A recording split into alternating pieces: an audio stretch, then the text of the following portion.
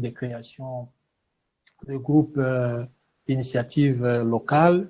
Et il faut chercher à travailler avec des personnes qui ont réellement envie de réussir. Ça, c'est vrai, monsieur le coordonnateur global, chers messieurs et madame membres de la Fondation, ça, c'est vrai. Il y a des gens avec qui vous pouvez travailler, mais dont vous lisez sur leur face qu'ils n'ont pas confiance en eux, ils n'ont pas envie d'aller plus loin ou de réussir. Ils font parce qu'il faut faire. Ce sont des gens comme ça qu'il faut cibler tout autour de nous pour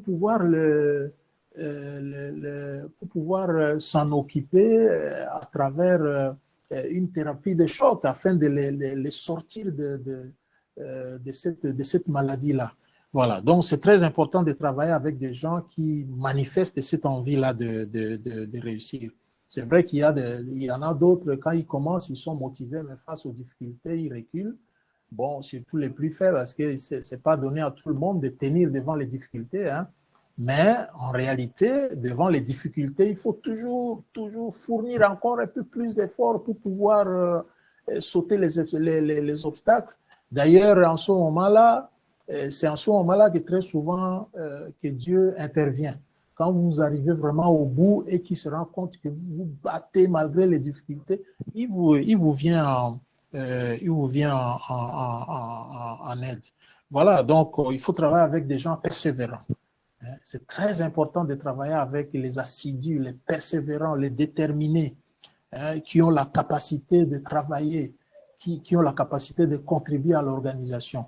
Bien évidemment, le meneur doit avoir lui-même ou elle-même le sens, la capacité d'organisation, parce que sans organisation, c'est assez compliqué. C'est très, très, très capital ce que vous venez d'évoquer, Madame Kadiatou. Je vous remercie sincèrement pour ça. Et la deuxième femme et maman que nous avons, ça nous va droit au cœur et ça nous réjouit parce que quand les mamans sont là, ça nous fortifie. Vraiment, ça nous fortifie. Il faut que les mamans soient là. Merci beaucoup, maman Kadiatou, pour la pertinence de votre intervention. Alors, Monsieur Arsène Adou, je vous vois la main levée. Vous avez un mot à ajouter? Oui, Papa Modeste. En fait, tout ce que nous disons ici, c'est très intéressant que je salue vraiment les différentes réactions et je vois que vraiment c'est beaucoup productif, les interventions des uns et des autres. Alors j'ai entendu parler de certaines dispositions ou qualités opérationnelles, personnelles que les membres des différentes associations, etc., ou des groupes que nous constituons doivent avoir. Je pense que l'un de nos participants et notre maman tout à l'heure est venu là-dessus. Allô? Oui, je vous écoute. Je vous écoute. Allô? Moi, je vous écoute. D'accord. Bon, OK. Voilà, donc je disais que des qualités opérationnelles ont été... Allô, monsieur Modeste? Oui. Nous avons deux micros ouverts là. Monsieur Aponé n'a qu'à fermer son micro. Monsieur Kamboula Hassan a la parole. Je vous entends pas bien. Non, c'est déjà réglé. C'est déjà réglé. Ah, c'est réglé, hein? Oui, c'est réglé. OK. Monsieur Hassan peut continuer. Voilà. Oui, donc je disais que... continuer. Voilà.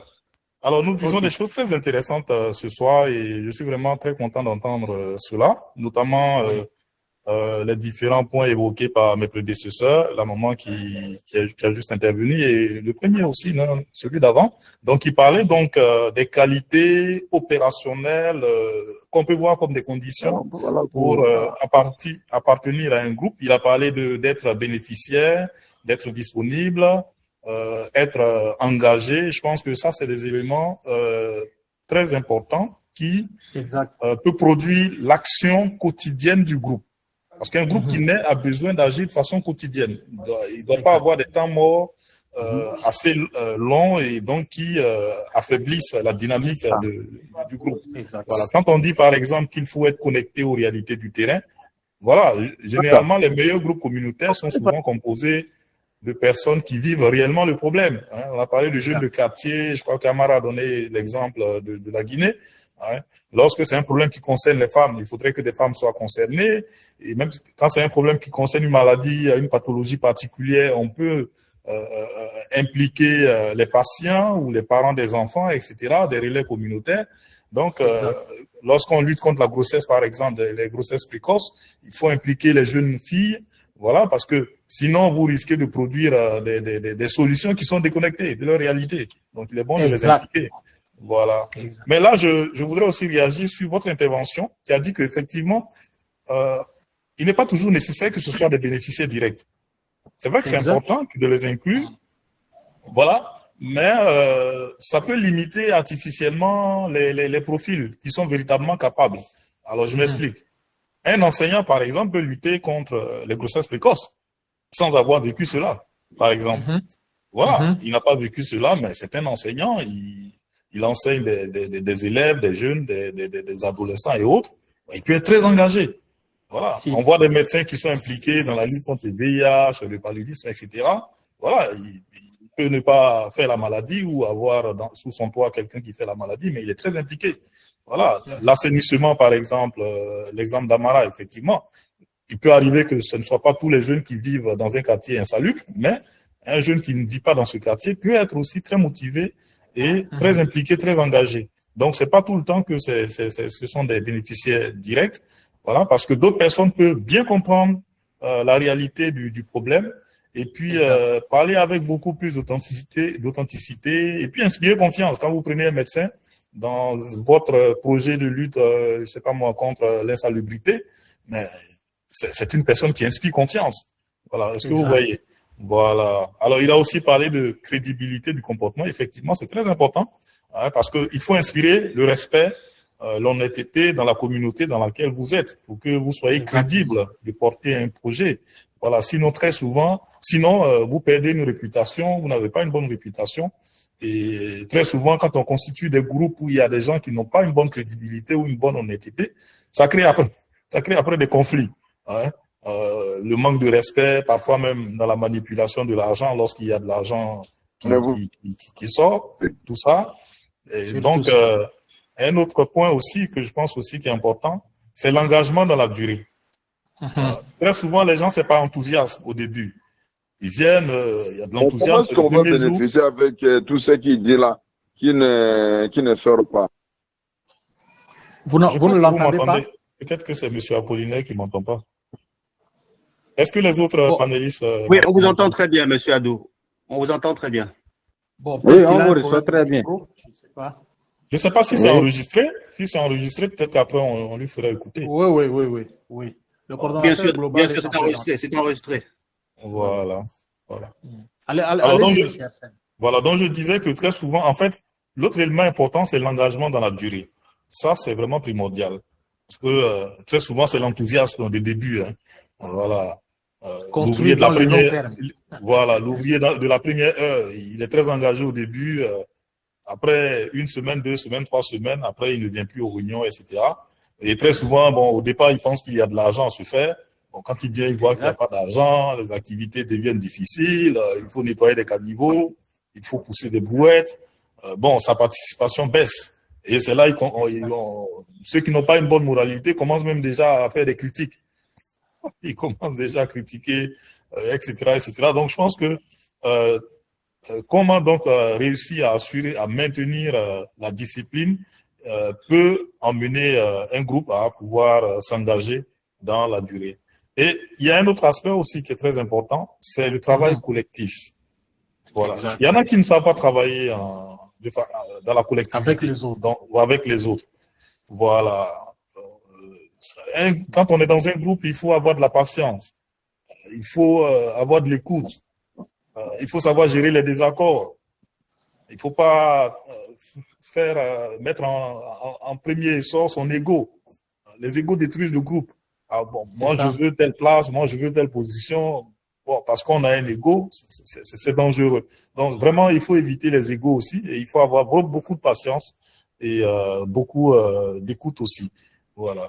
Et pour finir, j'avais parlé de passage à l'action. C'est très important parce que il faut pas juste être des bavards. Très souvent, dans nos petites associations ou dans nos réunions même de famille ou je ne sais pas, ou même souvent au travail, il y en a qui parlent beaucoup, mais quand il faut passer à l'action, on les voit pas, hein. Voilà, surtout quand il faut faire des cotisations, par exemple. Voilà, pour acheter une brouette ou quoi que ce soit. Voilà, là, ils passent plus à l'action, on ne les voit pas. Voilà, donc je pense que ça aussi, voilà pourquoi je dis qu'il faut passer à l'action. Voilà, donc le passage à l'action, c'est un élément vraiment qui est capital. Exactement. Donc autant on vient aux réunions, on écoute les autres, on donne des idées, on prend des résolutions ensemble, mais quand il faut passer à l'action, il faut aussi noter présent. Voilà, il ne faut pas juste venir gonfler le nombre de personnes qui participent aux réunions. Et quand il faut passer à l'action, il faut nettoyer la rue, il faut mobiliser quelque chose. Bon, on ne vous voit plus. Là, ça détruit vraiment la conscience, la confiance collective, et ça peut démotiver aussi les autres.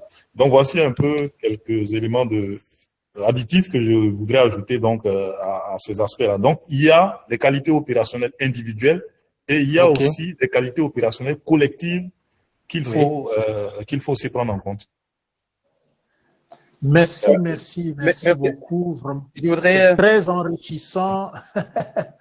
Très enrichissant l'intervention de M. Arsène. Je crois que le coordonnateur global est en train de suivre. C'est formidable. Oui. Ces enrichissements, les qualités opérationnelles personnelles sur le terrain, les qualités opérationnelles collectives, passer à l'action, ne pas se limiter au bavardage. Ça, c'est vraiment très enrichissant. L'engagement, construire dans la durée, la patience, le travail collectif, vraiment, c'est très pertinent, ces enrichissements. Monsieur Arsène Adou, je vous dis sincèrement merci Je voudrais d'ailleurs pour ces enrichissements. Je ne coupe pas, monsieur Modikilo. De produire une feuille de route Oui. Oui, je voudrais ajouter quelque chose à ce que M. Adou a dit.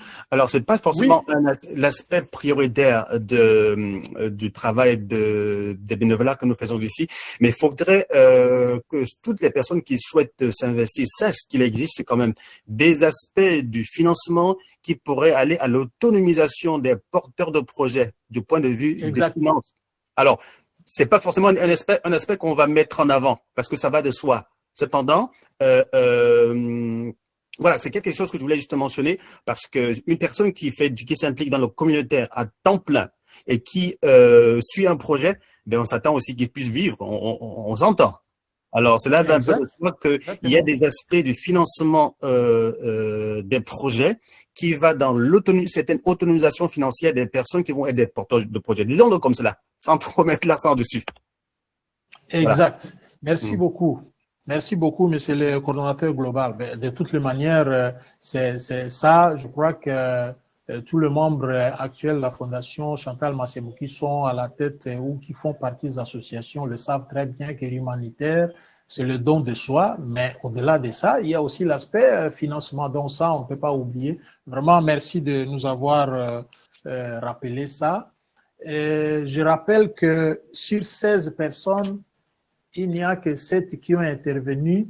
Ma joie, ma très grande joie serait de voir les 9 autres personnes intervenir, nous rejoindre dans les interventions. C'est vrai que nous courons derrière le temps. J'avais prévu qu'on puisse terminer à 21h50, mais il y a aussi les canevas du projet GIC. Mais je serais très content d'avoir ne serait-ce que 3 personnes parmi ceux qui n'ont pas encore pris la parole, de manière à ce que vraiment ça soit une interaction beaucoup plus avancée. S'il vous plaît, j'ai besoin de vous, je meurs d'envie de vous écouter, s'il vous plaît. J'ai besoin de 3 derniers intervenants qui n'ont pas encore pris la parole. Voilà, il y a le premier qui est là, M. Christian Kassongo. Vous avez 4 minutes pour intervenir. Vous avez la parole, M. Christian Kassongo. Ah, ok, d'accord, c'est bon. Bonsoir à tous. Moi, J'espère bien portant. Moi aussi, je vais bien. Bon, je m'excuse, peut-être vous avez constaté notre calme. C'est juste que je suis encore, donc je suis un peu partagé. Je suis en double réunion pour le moment. Je suis en train de suivre la réunion de la fondation et aussi une réunion stratégique qu'on est en train de passer. Quand vous avez constaté que je m'étais planté, mais je suivais ce qui était en train de se dire. Alors, en rapport avec les... L'essentiel, c'est que vous soyez là. Oui. D'accord, c'est bon. En rapport avec les thèmes d'aujourd'hui, je trouve que pour constituer un groupe d'initiative, bon, il suffit d'abord personnellement d'être un leader. Donc, d'être une personne avec de motiver les autres, les encourager. Commencez d'abord par l'identification des personnes qui vous écoutent, parce que le groupe commence d'abord par une seule personne qui va attirer les autres à adhérer à sa vision et l'objectif qu'il est en train de viser, qui sera comme le chef du groupe, parce qu'il n'y a pas un groupe où il n'y a pas un chef. Alors, le chef doit d'abord avoir l'esprit de générer les initiatives, d'avoir un esprit collaboratif avant de passer à l'action, d'approcher à lui des personnes qui lui comprennent, les personnes qui ne vont pas désister en cas de soucis ou de difficultés. Donc, j'ouvre un peu une petite parenthèse pour vous signaler aussi que j'ai fait mon article que j'ai publié le 4 octobre 2025 concernant la stratégie et politique de fidélisation des membres volontaires. Cela a concouru à mon expérience depuis 2018 jusqu'en 2025 que je suis dans le domaine des volontariats. Alors, j'avais compris comment fidéliser les membres volontaires. Et après ça, c'est depuis 2022 jusqu'à ce jour que je suis en train de trôner sur les organisations de volontariat. Donc, à chaque fois que je suis là pour diriger une organisation, ça ne tombe jamais en faillite, mais ça continue toujours à progresser. Avoir les initiatives, avoir l'esprit de collaboration, esprit d'ouverture et travailler toujours en équipe, considérer les gens qui ont accepté d'adhérer à votre vision et les mettre à un niveau comme vous et pas les voir comme trop parce qu'ils sont subalternes par rapport à vous, commencer à peut-être à les intimider. Tout ça sont des causes qui créent des dispersions, des groupes ou des équipes. C'est pas exemple. On est comme ça, l'équipe, on conçut un projet, on soumet à la fondation. Maintenant, quand on sent que non, on veut financer, moi étant chef, je commence des manigances, la discrétion par rapport aux informations, l'évolution du projet, tout ça. Et ces histoires, pareil, ça fait dissoudre les groupes facilement. Alors, il suffit d'identifier, avoir des initiatives, avoir des personnes qui sont capables, donc des personnes résilientes, qui doivent résister aux problèmes qui peuvent vous accabler, avoir aussi des personnes qui sont prêtes à contribuer pour l'évolution de votre groupe. Par exemple, pour être agréé ici en République démocratique du Congo, auparavant, c'était les F90 pour les organisations, les ONG, les ACB. C'était les F90 que les ministères donnaient. Et après, on a changé. Ce n'est plus les F90, c'est devenu la personnalité juridique. Tous ces documents-là, les certificats d'enregistrement au ministère sur lesquels vous travaillez, par exemple, le ministère de la Santé, vous devrez avoir des certificats d'adhésion au ministère de la Santé. Tout ça, ça demande de l'argent. C'était un document provisoire. Normalement, ça a toujours été la personnalité juridique. Merci. Oui. Maintenant, tous ces documents-là demandent des contributions, tout ça. Vous devrez avoir les gens qui doivent vous écouter, qui doivent aussi mettre leurs moyens en jeu pour l'obtention de toutes ces pièces-là pour que vous soyez agréés et travaillez librement. Et à part ça, avoir aussi les personnes qui sont prêtes à travailler sur terrain bénévolement, d'abord, sans attendre quelque chose en retour. C'est par exemple, si vous avez les domaines d'intervention et l'assainissement, vous devrez peut-être travailler dans des endroits, peut-être dans les endroits environnant les marchés. Parce que comme ici chez nous, nous constatons que c'est les endroits environnant les grands marchés qui sont plus sales.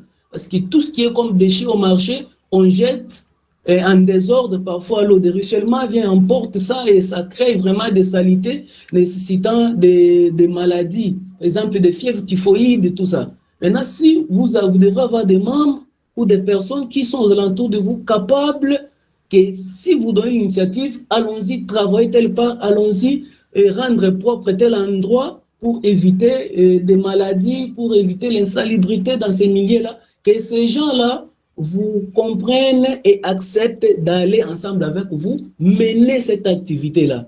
Donc, c'est un peu ça, c'est que moi... Monsieur le modérateur. Ça. Monsieur le modérateur. Allô? Allô? Apparemment, le modérateur n'est plus. Ok, je pense que monsieur Christian. Okay. Monsieur Christian. Présent. Oui, en un mot, vous allez essayer de résumer ce que vous voulez dire parce que vous avez 4 minutes. Je pense que les 4 minutes, maintenant, vous avez dépassé les 4 minutes et nous avons 2 à 3 personnes qui veulent intervenir et nous avons que 1h30 seulement. Donc, nous sommes à 20h38 comme ça. Donc, je pense qu'il ne reste pas beaucoup de temps. Donc, vous allez essayer de résumer ce que vous êtes en train de dire. Ok, d'accord. Merci beaucoup, monsieur Amara. Ce que je peux résumer par rapport à tout ce que j'ai dit, que pour créer un groupe local ou une initiative, il faut d'abord que la première personne qui aura cette initiative-là de créer le groupe doit faire un bon choix sur les personnes à qui il doit travailler avec, les personnes à qui vont s'adhérer à sa vision et à ses objectifs, et puis développer ça, que ça puisse devenir une vision commune. Et à part ça, ne pas seulement avoir, par exemple, des réunions, tout ça, sans passer à l'acte. Donc, pour être un bon groupe, on doit aussi travailler. On doit aussi travailler sur le terrain, démontrer à quoi nous sommes capables. Donc, c'est un peu ça, ce que je peux résumer. Ok, merci beaucoup, M. Christian, pour votre intervention. Je pense que le modérateur est de retour, il va savoir un peu acheter la modération. Il est de retour. Monsieur Modeste. Merci beaucoup, Monsieur Amara. Merci vraiment de nous assister de cette façon-là. Voilà, on avait dépassé le timing. Vraiment, merci. Sincèrement, merci pour ces rappels-là. Alors, je remercie Christian que j'applaudis. J'applaudis Christian pour sa pertinente intervention. C'est un homme de terrain. On sent que c'est un leader. Il maîtrise ce qu'il fait. Quand il part, il prend la parole. Merci beaucoup. Nous retenons que selon M. Christian, dans la procédure de création d'un groupe d'initiatives locales communautaires, il faut revêtir le caractère d'un leader qui sait mobiliser, qui sait sélectionner des personnes de qualité qui sont capables de l'écouter. Être un leader qui a des idées, qui sait générer des initiatives à partir desquelles des résultats probants doivent être produits. Merci beaucoup, Monsieur Christian. Il y a 2 personnes qui ont levé la main, Monsieur Apollinaire Ndanga et Marc Bongono. Je commence par Monsieur Apollinaire Ndanga. Vous avez 4 minutes, suivi de Monsieur Marc Bongono. 4 minutes, Monsieur Apollinaire. Vous avez la parole. Merci pour la parole, cher modérateur. Je voudrais un peu aborder ça d'une manière naturelle, parce que je suis naturaliste.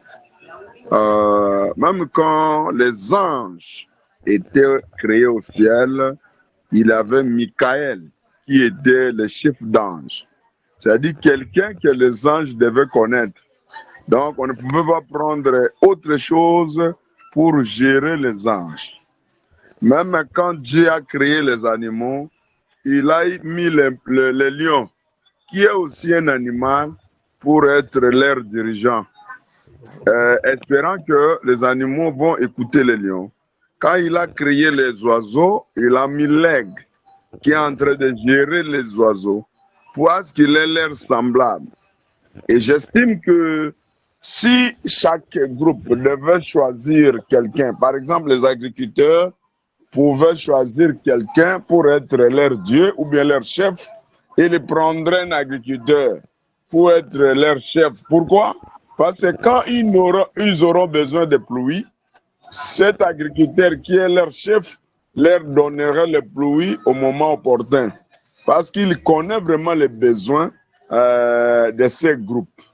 Et je reviens pour dire, dans le groupe que nous allons créer, il faut que les groupes connaissent que en vous, cette idée de leader, reconnaissez à vous quelqu'un qui a une vision, connaître à vous quelqu'un qui doit mener ces groupes-là. Non, on ne peut pas créer un groupe là où on n'est pas capable d'être connu, par exemple. Donc.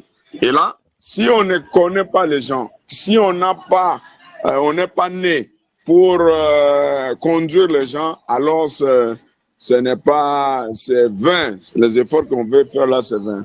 C'est pour cela nous appelons à la conscience que chacun, d'abord, pour créer le groupe, il faut être un leader. Si on n'est pas un leader, on ne créera même pas ce groupe. Qu'est-ce qu'on va amener devant ces gens pour les convaincre que vous allez les guider? C'est pour cela que je sais que parmi nous, parce qu'il y a aussi une sélection naturelle, les gens qui sont dans ces groupes, je sais que la majorité est leader. C'est pour cela qu'il s'est retrouvé dans ces groupes. Et il tient, parce que depuis qu'on a commencé, les gens se fatiguent, mais il y a un groupe de gens qui ne se fatiguent pas, qui continuent à débattre, qui continuent à avancer. Bravo à tout le monde. Et je pense que c'est comme ça que on voudrait que les choses puissent marcher pour que demain, on puisse aider nos communautés à travers nous. Voilà un peu, en quelque sorte, ce que je voudrais dire par rapport à ces groupes d'intervention communautaire. Merci beaucoup, je vous remets la parole. Merci beaucoup, M. Apollinaire. C'est une intervention très bien captée, très importante, parce que la reconnaissance à l'égard de celui qui a tracé le chemin, la gratitude, c'est un principe sacré. Voilà pourquoi un bon leader aussi est appelé à bénéficier de cette reconnaissance tout en formant ceux qui sont autour de lui pour les amener à devenir leaders aussi. Parce que quand ils deviendront leaders, ils comprendront s'il y a des ingrats parmi eux, ils comprendront ce que ça fait quand on est leader, quand on a tracé le chemin et qu'on subit l'ingratitude.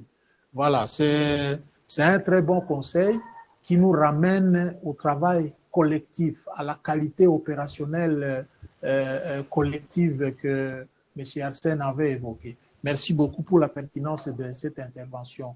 M. Bongono, vous pouvez suivre, vous prenez la parole pour 4 minutes et puis nous allons, après M. Bongono, M.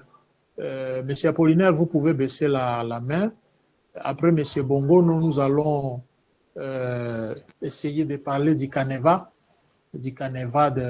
très rapidement, du Caneva du groupe d'initiative locale communautaire. Voilà, M. Bongo Nomar, que vous avez la parole, 4 minutes. Ok, merci beaucoup, M. Modeste. J'ai suivi avec intérêt les différentes interventions par rapport à la formation du groupe, au fonctionnement et au leadership. C'est pourquoi c'est vraiment important et avant de faire toute chose, il faut d'abord identifier les besoins prioritaires d'une communauté. Vous savez, quand les besoins prioritaires sont identifiés, vous venez pour faire des interventions, ça peut plaire à la communauté. Et être leader aussi, si je me souviens, vous savez, nous, par exemple, en Guinée, il y avait souvent des leaders ici. Par exemple, quand la ville est sale, ils peuvent mobiliser les gens pour participer à l'assainissement. Ils peuvent se fixer des jours, les gens sortent volontairement pour y aboutir. Et j'ai vu des jeunes ici qui sont restés à faire le volontariat. Ils ont eu des bailleurs de fonds qui se sont portés volontaires pour les financer. Et tout ça, ça dépend de l'identification des besoins qui sont propres à la communauté dont les personnes ont besoin. Et de l'autre côté, vous savez, être leader, c'est quelque chose aussi qui naît à une personne. C'est quelqu'un qui écoute, qui est patient, qui est écouté, qui est respecté, qui est aussi écouté dans sa communauté. À défaut de ça, on utilise le management pour mobiliser les gens. Souvent, l'acte volontaire est un peu difficile. Mais si l'objectif rentre en termes de résultats, ça plaît à la communauté, c'est comme s'il y a une épidémie ou bien une maladie dans une collectivité. Les personnes victimes, quand un médecin vient pour les soigner, quand elles sont soignées, vraiment la famille devient très contente. C'est comme ça les interventions humanitaires. Vous trouvez des problèmes afin d'apporter les solutions. Mais les solutions ne peuvent pas s'apporter sans l'implication de la communauté elle-même. À travers ça, ça peut vraiment bouger. Et c'est des choses qui existent, qui peuvent vraiment bouger. Si je prends la parole, c'est pour un peu amender aussi ce que les différents prédécesseurs ont dit. Merci, M. Modeste. Merci beaucoup. Merci beaucoup pour cet ajout qui nous ramène aux membres de la communauté comme personnes ressources que nous devons chaque fois associer en amont et en aval pour que nous puissions avoir des projets solides. C'est vraiment très important. Merci pour toutes ces pertinentes interventions. Nous allons faire la synthèse de toutes ces interventions à la fin. Et en dehors de la réunion, je crois que les échanges pourront continuer même en dehors de cet atelier parce que nous devons vraiment arriver à produire une feuille de route assez adaptée à notre situation pour que nous puissions commencer à nous en servir. Alors, si le coordonnateur global n'a pas un mot à placer, je crois que je m'en vais juste donner rapidement les quelques grandes lignes du canevas de projet, d'un projet qu'on peut initier autour d'un groupe d'initiatives locales, de manière à ce que le membre de la fondation qui sont ici dans l'atelier puissent pouvoir l'enrichir aussi, parce que ici nous insistons sur le travail collectif et ça c'est très important parce qu'il s'agit d'une grande famille et chacun doit mettre sa main à la pâte, chacun doit être utile et surtout chacune doit être associé. Monsieur le coordonnateur global, je ne sais pas si vous avez une minute d'intervention avant que je ne brosse rapidement les quelques rubriques d'un canevas pour le GIC. D'accord, merci beaucoup M. Modikilo. Je voudrais juste dire encore merci à tous ceux qui sont là aujourd'hui. Merci à tous ceux qui sont là avec nous depuis le début. C'est un travail de longue haleine. Ce n'est pas un feu de paille. C'est un travail qui demande la contribution et la patience de tout le monde. Nous sommes tous appelés à devenir des leaders. Tous ceux qui sont ici sont tous des leaders, mais on se forme à des niveaux divers. Et tous ensemble, on va pouvoir porter l'avenir de l'Afrique entre nos mains parce que nos communautés, nos frères et sœurs nous regardent, les personnes qui souffrent nous regardent. Le premier espace que nous avons créé ici, c'est tout simplement pour pouvoir porter tout le monde en avant, que chacun vienne donner sa contribution. Et il ne faut jamais négliger la contribution qu'on ne recherche pas seulement les gens qui ont des maîtrises et des doctorats, on recherche vraiment tout le monde. Okay? Notre compassion doit aller vers ceux qui n'ont pas d'espace d'expression. Il y a des gens dans nos communautés qui font un travail excellent, mais qui manquent d'espace d'exposition. Il y a des gens dans nos communautés qui sont dans des villages, mais qui font un travail excellent. Trouvons un moyen de les appeler, trouvons un moyen de les soutenir pour qu'ils puissent s'associer à nous, parce que c'est exactement leur voix qu'on veut amplifier ici. Encore merci à tous, merci à ceux qui sont là depuis le début. Nous allons continuer ensemble. Soyez juste patients. Il y a beaucoup de choses que nous avons dans la JBCR, mais pour qu'on puisse les sortir, il faut qu'on ait la crédibilité de tous. Vous allez le noter au fil des jours. Merci à tous. On continue. Je vous redonne la parole, Monsieur Modikilo. Merci beaucoup, Monsieur le coordonnateur global, pour cet encouragement. Alors ici, il y a un draft de canevas spécial pour le GIC qui est élaboré. Vous savez que tout travail humain est perfectible. Et dans le cadre du travail collectif qui est nôtre ici, moi, je vous présente rapidement les quelques rubriques de ce canevas de manière à ce que vous puissiez l'enrichir et l'adapter de manière standardisée à notre cas, parce que nous allons produire un document sur ça que nous allons annexer à la feuille de route pour pouvoir mettre à la disposition de tout le monde. Comme ça, au moins, tout le monde qui est engagé comme volontaire autour de la fondation sait que partout où il est, ils sont, elles sont, s'ils veulent élaborer un projet GIC, il y a un canevas spécial pour ça, pour le groupe d'initiative communautaire. Alors, la première rubrique, très rapidement, c'est l'identification du groupe d'initiative communautaire. Vous pouvez donner un nom à ça, un nom du groupe communautaire, par exemple, GIC, Jeunes Solidaires de Bukavu, par exemple. Vous avez la date de création, vous avez la zone d'intervention, ça peut être une province, ville, territoire, commune, quartier, village. Vous avez le domaine principal d'activité. Oui. Papa Modeste, s'il vous plaît. Est-ce Oui, que peut-être c'est possible de présenter de partager votre écran, par exemple? Est-ce que c'est possible? Je suis limité. Je peux me débrouiller ou soit je mets ça. Je suis limité pour des raisons techniques. J'avais essayé de programmer ça, mais je n'ai pas pu. Je crois que prochainement, on pourra en arriver là pour que je puisse partager ça. Ou bien, ce qu'on va faire, on va juste partager ça dans le groupe. Je crois que demain, avec l'autorisation du coordonnateur global et de tout le monde, on pourra consacrer peut-être 15 minutes au début de demain ou lundi, au début de l'atelier, pour pouvoir récolter les amendements afin de produire un document harmonisé. Je ne sais pas si on peut faire comme ça. Oui, c'est gentil, parce que quand vous parlez là, ça passe. On n'aura pas le temps de... Oui.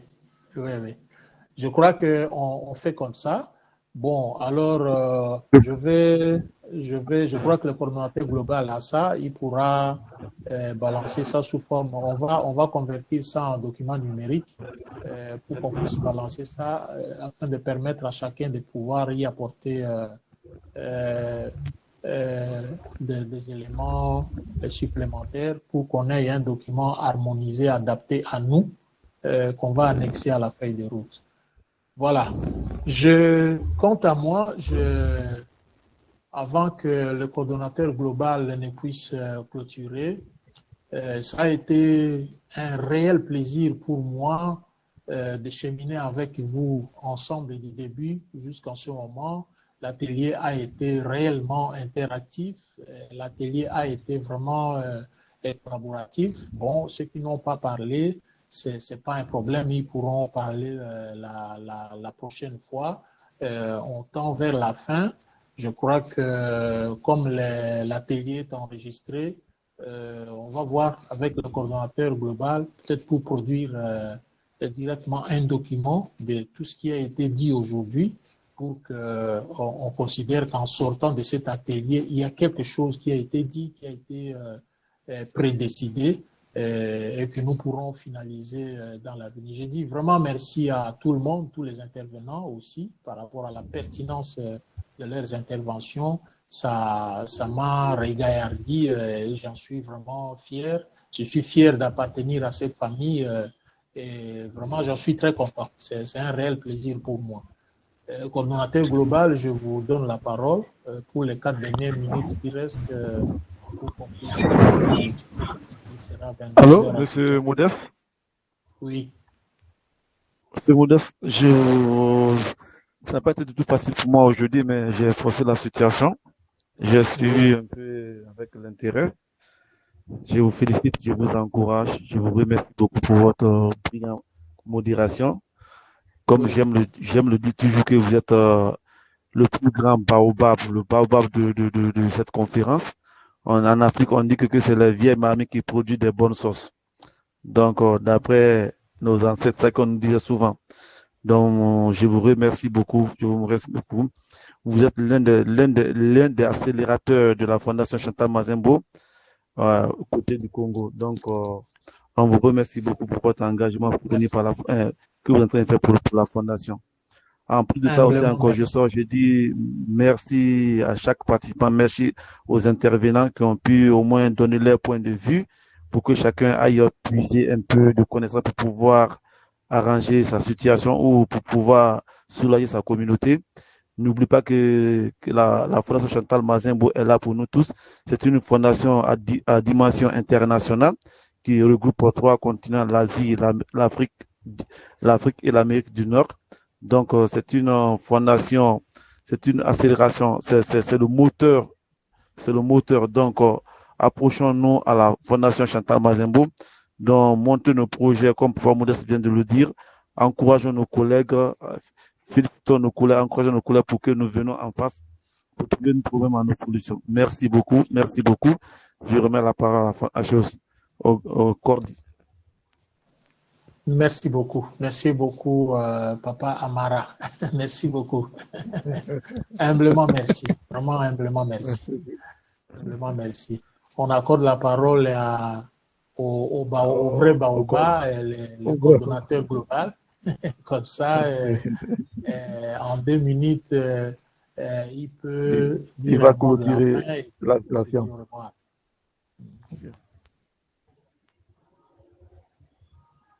Monsieur le coordonnateur global.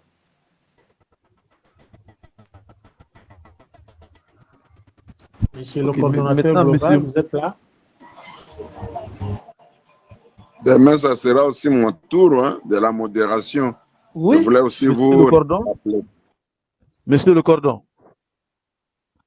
Oui, alors, Monsieur le Cordon. On vous attend, je vous cherchais. Donc, vous avez la parole pour dire un mot de la fin. Oui, moi je vous attends maintenant. Mais avant, je ne vous attendais pas.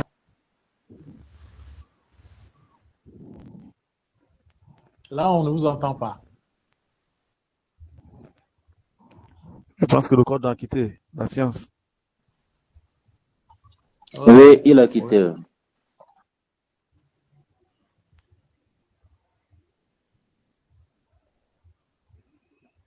Monsieur le coordonnateur? Peut-être il a le problème technique. Il a un problème technique. Monsieur Modeste, il a un problème technique. Ok. Alors,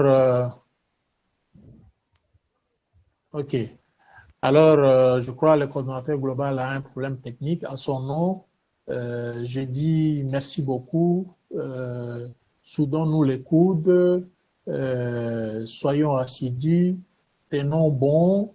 Bâtissons ensemble autour du développement de l'Afrique avec l'appui de la Fondation Chantal Mazembo, chacune dans son association, parce que nous sommes les seuls responsables à qui Dieu demandera qu'est-ce que vous aviez fait pour ce grand Afrique que je vous avais donné. Vraiment, tenons-nous main dans la main, il n'y a pas de hasard. Si Dieu a permis qu'on puisse se retrouver ici, ce n'est pas vain, ce n'est pas un hasard. Donc, j'ai dit... Est-ce qu'on m'entendait? Oui, on vous entend, monsieur. Voilà, il est là. Je suis désolé, j'ai dû me déplacer. Comme vous voyez, je suis en voiture. Donc, la connexion s'est coupée à un certain moment. Toutes mes excuses auprès de vous. Alors, merci à tous. Merci à tous ceux qui ont pu se connecter avec nous aujourd'hui.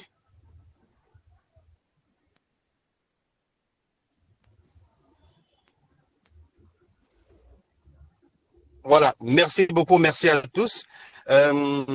C'était vraiment formidable, toutes les interventions d'aujourd'hui, comme tous les autres. Et nous sommes vraiment heureux de compter sur notre peuple pour le développement de notre propre continent. Alors, nous voulions déjà adresser nos félicitations à Monsieur Moudikilo, qui a eu le rôle, qui va désormais être le représentant national au sein de la République démocratique du Congo. Franchement, félicitations à son dynamisme et par tout ce qu'il est en train de faire pour nous. Alors, nous le disons merci pour cela. Nous voulons aussi annoncer que désormais, les représentants seront affichés sur notre site Internet. Vous pouvez aller sur notre site Internet, vous allez voir le profil de M. Moudikilo en tant que représentant national de la RDC. Comme vous voyez, on progresse à chaque étape, on progresse. Alors, désormais, nous allons afficher sur nos sites les projets de tous ceux qui nous soumettent des projets. Cela permet à nos partenaires financiers d'aller regarder eux-mêmes et de pouvoir même déjà valider eux-mêmes sur place les projets qui peuvent être validés et soumis pour du financement. Donc, ça se peut que votre projet, lorsqu'on va voir qu'il est pertinent, que vous avez respecté toutes les étapes, qu'on puisse le mettre sur Internet, cela peut faciliter, accélérer le système le système de triage pour que nos partenaires financiers puissent le saisir. Voilà. Encore merci à tous. Pendant longtemps, notre développement a été fait pour nous, le plus souvent sans nous. Aujourd'hui, nous voyons que l'USAID a été démantelé, les Nations Unies ont beaucoup de difficultés, mais après 20 années d'expérience, nous avons suffisamment de connaissances et des réseaux qui nous permettent de continuer ce travail-là. Par le passé, c'était des aides bilatérales entre pays. Il fallait que le pays cautionne un financement. Aujourd'hui, la crédibilité que nous avons nous permet d'outrepasser cela. Nous sommes capables, nous avons une crédibilité qui fait que les partenaires financiers continuent à nous faire confiance. Et vraiment, nous devons compter sur cela. Nous devons avoir confiance en ces partenaires et soumettre les projets en respectant vraiment les conditions de base. Et nous allons aller loin. L'avenir de l'Afrique est entre nos mains. Nous sommes déjà en train de réussir. Si nous ne le faisons pas, personne ne va le faire. Je vous souhaite une excellente journée. C'était un plaisir de vous voir tous. Bonne fin de journée à tous et puis on se revoit demain à la même adresse, à la même heure. Merci. Bye bye. Bye bye. Merci. Bye. Merci beaucoup. Merci à tout le monde. Infiniment merci, Madame la Présidente.